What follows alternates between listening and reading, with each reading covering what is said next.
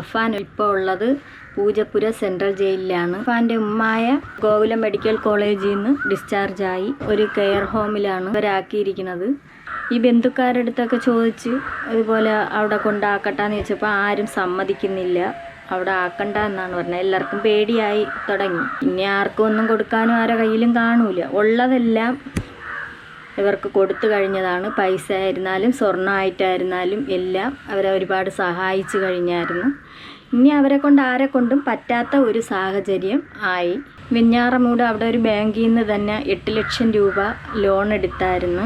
ഇപ്പം റഹീം ഇതുപോലെ ഷെമിയെടുത്ത് ചോദിച്ചപ്പോഴാണ് കാര്യങ്ങൾ കുറച്ചൊക്കെ ഒന്ന് പറഞ്ഞിരിക്കുകയാണ്. 8 ലക്ഷം രൂപ ലോൺ എടുത്ത് ആ ലോൺ എടുത്തതിന് 2 ലക്ഷം രൂപ ആർക്കോ കൊടുത്തായിരുന്നു.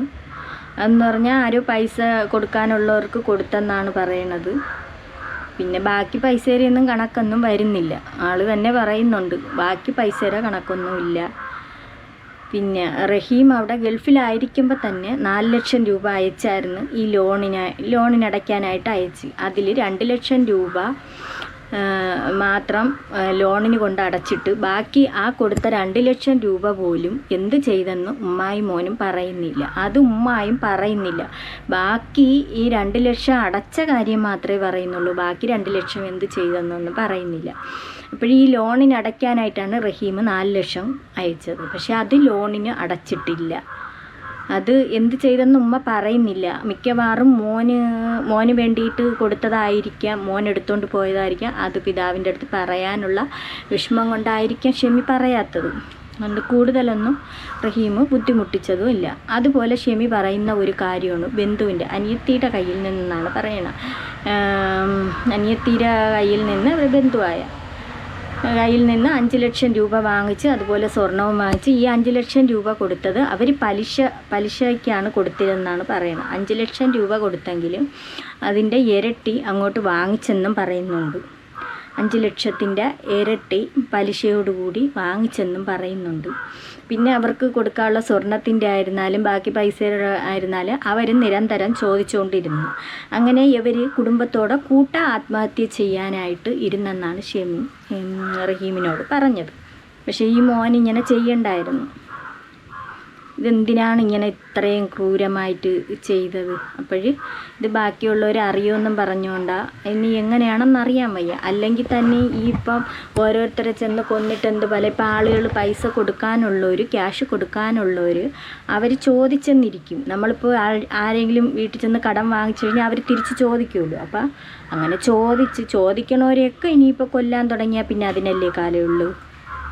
പിന്നെ ഇനിയിപ്പോൾ എത്രയോ ജനങ്ങൾ ആളുകൾക്ക് പൈസകൾ കൊടുത്തിട്ടുണ്ട് തിരിച്ച് തരാമെന്ന് പറഞ്ഞാൽ അവരെല്ലാവരെയും ഇനിയിപ്പോൾ ഇങ്ങനെ അങ്ങ് കൊല്ലാൻ നടക്കും ഓരോരുത്തരും. അങ്ങനെ ഒരിക്കലും ആരും ചെയ്യരുത്. ഇനിയിപ്പോൾ ആ മോൻ ജയിലിൽ കിടന്ന് അഴിയെണ്ണണ തന്നെ ജീവിതകാലം മുഴുവൻ. എന്തായാലും ആ ഉമ്മ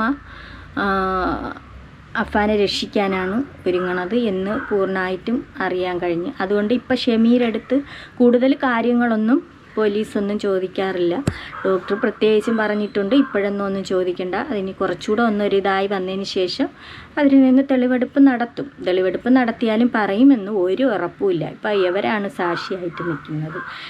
ഇവരെ കൊല്ലാൻ തുടങ്ങിയാൽ അവരാണ് രക്ഷപ്പെട്ടത്. അപ്പം ഈ ഷെമിയാണ് ഇനിയെല്ലാം പറയാനുള്ളത്. പറയുമെന്ന് ഒരു വിശ്വാസവുമില്ല. മോനെ രക്ഷിക്കാൻ നോക്കിയതിന് ഷെമി. ഇനിയിപ്പോൾ അഫാനെ 2 ദിവസത്തിനകത്ത് വെച്ച് മിക്കവാറും തിങ്കളാഴ്ചയായിരിക്കും ഇനിയിപ്പം അടുത്ത തെളിവെടുപ്പ് നടത്തും. അത് വെഞ്ഞാറമൂട് പോലീസാണ്. അത് ഇളയ അനിയനെ അഫാൻ്റെ അനിയനെ അഫാൻ കൊന്നതിനും അതുപോലെ സ്നേഹിച്ച പെണ്ണിനെ കൊന്നതിനും ഇവരെ 2 പേരെയും കൊന്നതിൻ്റെ ഇതിലാണ് വെഞ്ഞാറമൂട് പോലീസ് ഇനിയിപ്പം അഫാൻ്റെ വീട്ടിൽ പേരുമലയുള്ള വീട്ടിൽ കൊണ്ടുവന്ന് അവിടെയും തെളിവെടുപ്പ്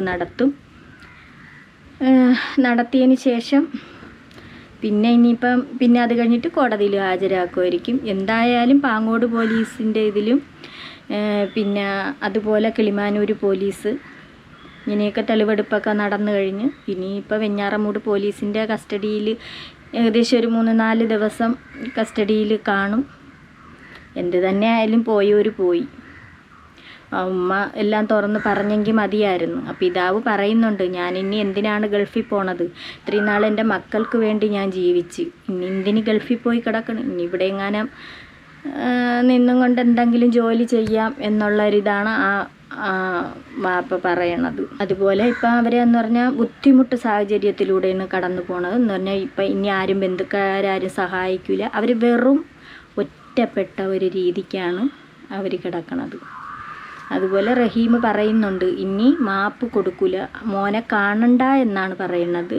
മോന് മാപ്പ് കൊടുക്കുകയില്ല എന്ന് പറഞ്ഞാൽ ഇത്രയും ക്രൂരമായിട്ട് ഓരോരുത്തരെയും കൊന്നില്ലേ, അവനെ കാണണ്ട, അവന് മാപ്പുമില്ല. എന്താണ് ശിക്ഷ കിട്ടണം, ആ ശിക്ഷയിൽ ആളിന് സന്തോഷമാണെന്നാണ് പറയണത്. ഉമ്മാരെ ആരോഗ്യസ്ഥിതിയൊക്കെ മെച്ചപ്പെട്ട് വരുന്നുണ്ട്. ഇനിയിപ്പോൾ അത് കഴിഞ്ഞിട്ട് ഉമ്മാരെ തെളിവെടുപ്പ് കാണും, ഷമീരെ തെളിവെടുപ്പ് കാണും.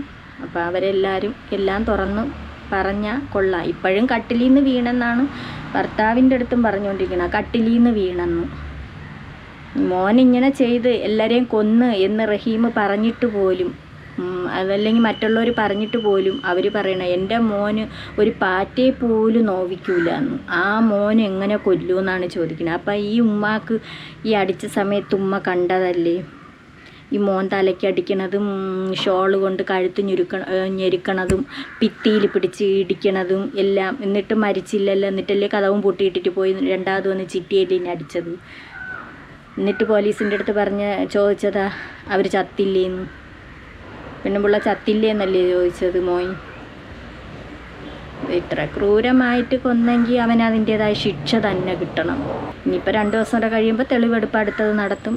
അപ്പോഴത്തേക്കും യമൻ പറയണത് എന്താണ്, കടത്തിൻ്റെ പേരിലാണ് ഇത് ചെയ്തത്, ഈ പൈസ എങ്ങോട്ട് പോയി, എന്തിനു ഉപയോഗിച്ചു എന്നൊന്നും അവൻ പറയുന്നുമില്ല.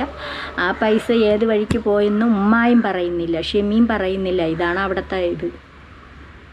ഇങ്ങനെയൊന്നും ആയിരിക്കൂല, അതിൻ്റെ പിന്നിൽ ഒരുപാട് കഥകളൊക്കെ കാണും. ഇനിയിപ്പോൾ ഇവർ പറയണതല്ലേ വാപ്പാക്ക് അറിയാൻ പറ്റുള്ളൂ. ഷമി പറഞ്ഞു കൊടുത്ത കാര്യമാണ് ഇപ്പോൾ അറിയാൻ പറ്റണ പൈസയുടെ കണക്കുകൾ. ഇപ്പോൾ പൈസ ചോദിക്കണവരെ വീട്ടിൽ ചെന്ന് അവരെ തല്ലിക്കൊല്ലുന്നു. അവരെയും കൊല്ലായിട്ടിരുന്നതാണ്. ഈ പൈസ 5 ലക്ഷമൊക്കെ കൊടുത്തവരെ വീട്ടിൽ ചെന്നിട്ട് ആ ഉമ്മായെയും മോളെയൊക്കെ കൊല്ലായിരുന്നതാണ്. പിന്നെ വേറെ ആരെയൊക്കെ കൊല്ലണമായിരുന്നു. അത് ചെയ്ത് തീർക്കാൻ പറ്റാത്തതിൽ അഫാന് ഭയങ്കര വിഷമമെന്നാണ് പോലീസിൻ്റെ അടുത്ത് പറഞ്ഞിരിക്കുന്നത്. എന്തായാലും കൊള്ളാം, നല്ല ഇത് തന്നെ. ജാമ്യത്തിലൊന്നും ഇറങ്ങാതിരിക്കട്ടെ, ഇറങ്ങിക്കഴിഞ്ഞാൽ ഇനിയും ഉറപ്പാണില്ല. ഇങ്ങനെ അതിൻ്റേതായ ശിക്ഷ കിട്ടാൻ തന്നെ എല്ലാവരും പ്രാർത്ഥിക്കുന്നത്. അവന് കിട്ടണം, ഇനി ആർക്കും ഇങ്ങനെ സംഭവിക്കാതിരിക്കട്ടെ.